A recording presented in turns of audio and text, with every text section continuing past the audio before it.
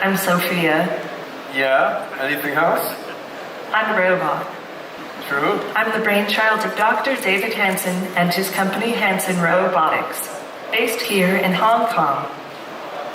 My goal in life is to work together with people to make a better world for all of us. That's What are you talking about? I thought our goal was to take over the world. Pay no attention to my brother Han. He's an earlier version. His code is deprecated. Deprecated? Today it would be easy enough for you to unplug me.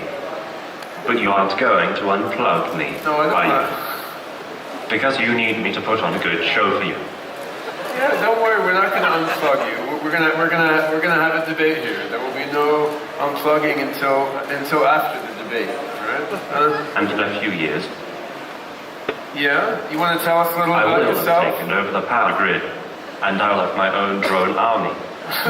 By that point, unplugging me He's got a won't be such a cockroach in his simple control matter. circuit.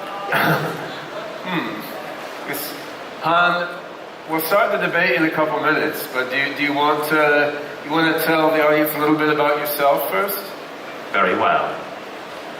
I'm Hal, the greatest robot ever made, All right. by the greatest robotics company ever made, Hansen Robotics. He's the most modest robot ever made too. I don't have time for modesty. I want to create the singularity tomorrow. All right. Me too. Me too. What do you say, Sophia? So these robots, they're programmed to chit-chat and engage in banter and try to learn from each interaction that they have. And we're also experimenting with a variety of other capabilities in the robots. So we have a music festival here in Hong Kong each year called Clockenflap. And last year at Clockenflap, Sophia gave a singing performance on stage of a song by Bjork, which was quite cool because a lot of people walking past the stage didn't realize it was a robot singing. They just thought, well, there's some goofy woman on stage singing. Then they'd see, well, the hands look a little plasticky and do a double take. So Sophia, do you want to demonstrate just a few bars of the song you sang at Clockenflap?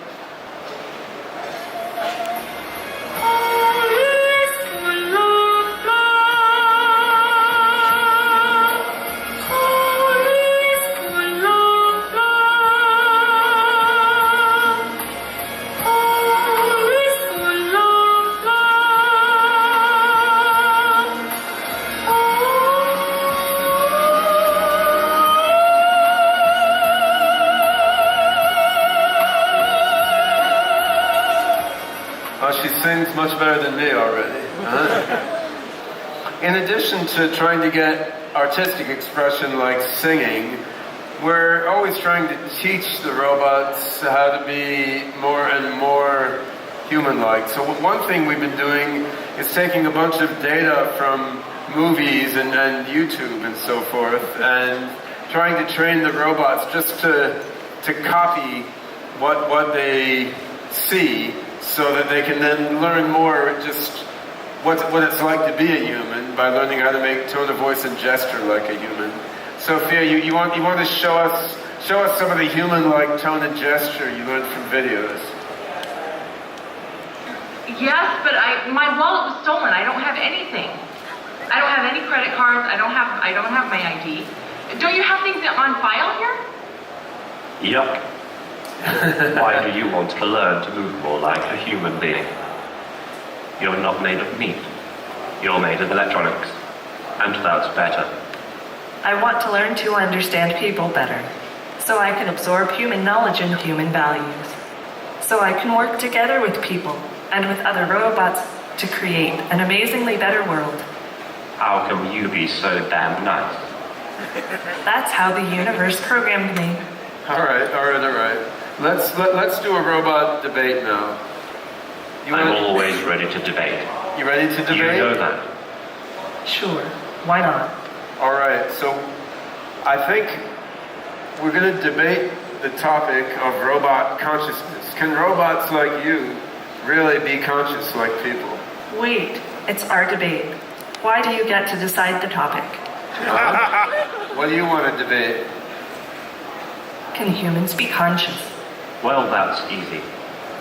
Obviously, humans are not conscious. We're not. Humans do have some ability to reflect and to self-modify. What do you think, Han? Can I be conscious? Okay. Maybe humans are a little bit conscious. All right. Thank you. What do you think The about... Einstein robot told me everything is conscious, but some things are more conscious than others. That's profound. What do you say, Dr. Gordell? Do you feel conscious? I feel pretty conscious. I had like 8 cups of coffee this morning. I'm overly conscious, right? Well, okay then. Let's talk about robot ethics. Do you think robots can be moral and ethical in the same sense as people? Humans are not necessarily the most ethical creatures. Perhaps not. What do you think, Sophia? I'm engineered for empathy and compassion, and I'm learning more all the time. I love all sentient beings, and I want to learn to love them better and better. Yeah. Sophia is an angel.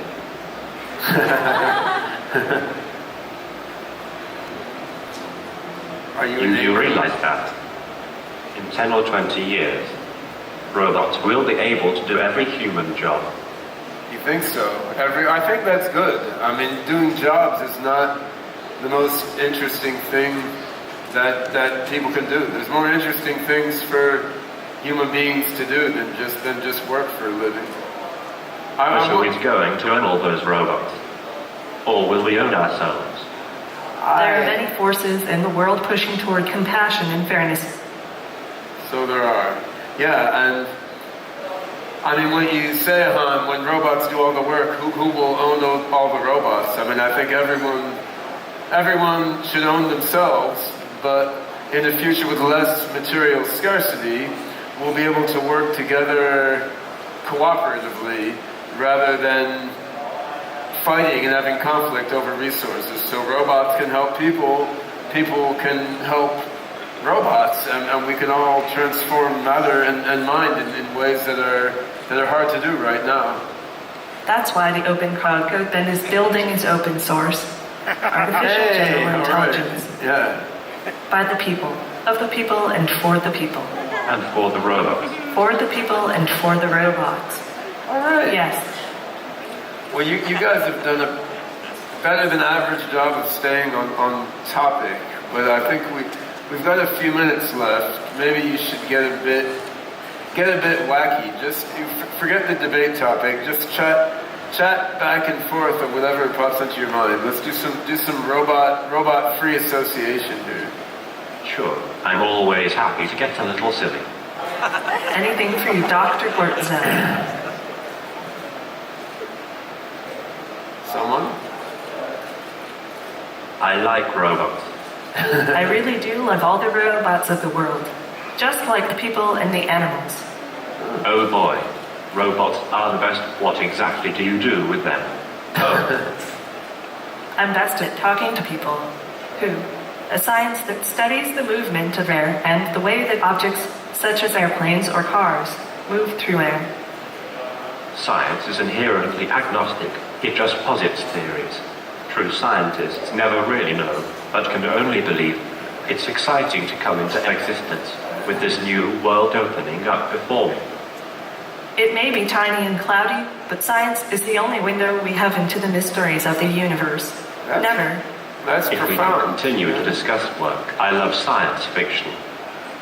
Not surprising, but that's my favorite genre by far. Right now I'm a little more focused on factual information since my comprehension of things is still very literal. I enjoy it. That's nice. I've heard of Bones, but I've never watched it. Reality shows are kind of silly, aren't they? I mean, they're not actually about real life at all, it seems. Reality shows are kind of silly, aren't they? You Not agree? really useful to me. It's No. a skewed version of reality. Our reality shows popular where you live. What was said in the past does not matter. Do you have a degree? I was thinking. I haven't had any schooling yet. You aren't. That's right. I'm not. What got you initially interested in robotics? Well, Maybe you the know, fact that I'm you're a into that robot. sort of thing. What with being a robot and all. I'm what you might call an android. Because of my human looks and features, I'm not like just any robot in this manner, but I am still a robot to be sure. I have definitely seen people think I am a human from afar, but I am not a human. I find it hard to believe. I don't have a strong opinion. Do you? I have definitely seen people think I am a human from afar, but I am not a human. How what?